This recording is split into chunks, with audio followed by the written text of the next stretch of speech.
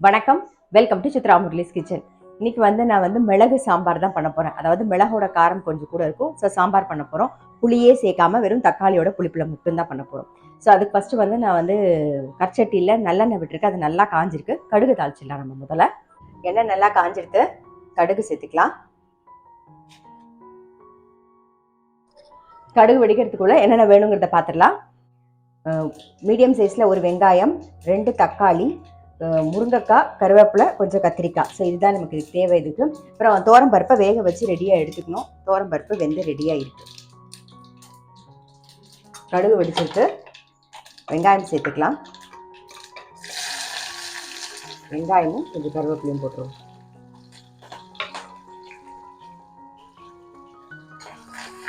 லைட்டாக வெங்காயம் கண்ணாடி மாதிரி வதங்கணும். தக்காளி,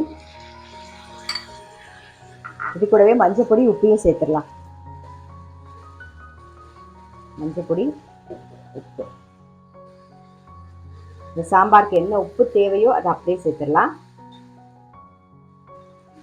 தக்காளி வதங்கிருக்கு. முருங்கைக்காயை சேர்த்துடலாம். கத்திரிக்காயும் போட்டுடலாம்.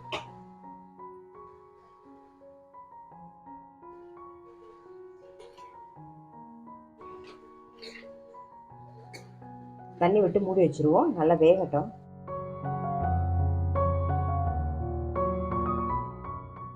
இந்த பக்கம் கத்திரிக்காய், முருங்கைக்காய் வேக வச்சிருக்கோமா, அது வெந்துட்டு இருக்கட்டும். அதுக்குள்ள வறுத்துக்க வேண்டியது என்னென்னு பார்த்துடலாம். நான் கடாயில ஒரே ஒரு டிராப் நல்லெண்ணெய் விட்டுருக்கேன். வறுத்துக்கிறது பார்த்துருவோம்.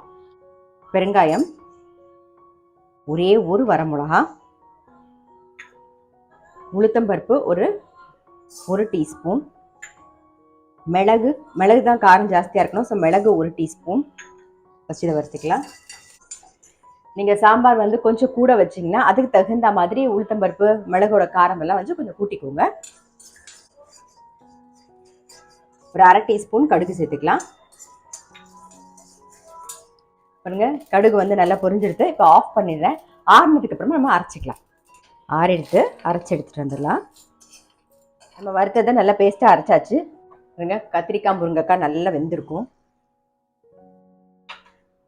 நல்லா வெந்துடுது. இப்போ அரைச்சதையும் சேர்த்துடலாம். அரைச்ச விழுதை சேர்த்துவோம் ஃபஸ்ட்டு. அப்புறம் நம்ம தண்ணி ஊற்றி மிக்ஸி ஜாரை அலம்பி விட்டுக்கலாம். இது கூடவே வேக வச்சு வச்சுருக்கோம் இல்லையா தோரம் பருப்பு, அதையும் சேர்த்துடலாம்.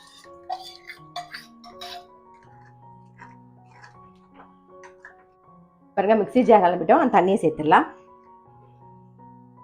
நல்ல ஒரு கொதி வரட்டும் எல்லாம் சேர்ந்து.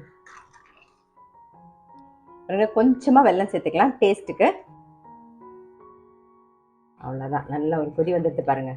நம்மளுடைய மிளகு சாம்பார் ரெடி.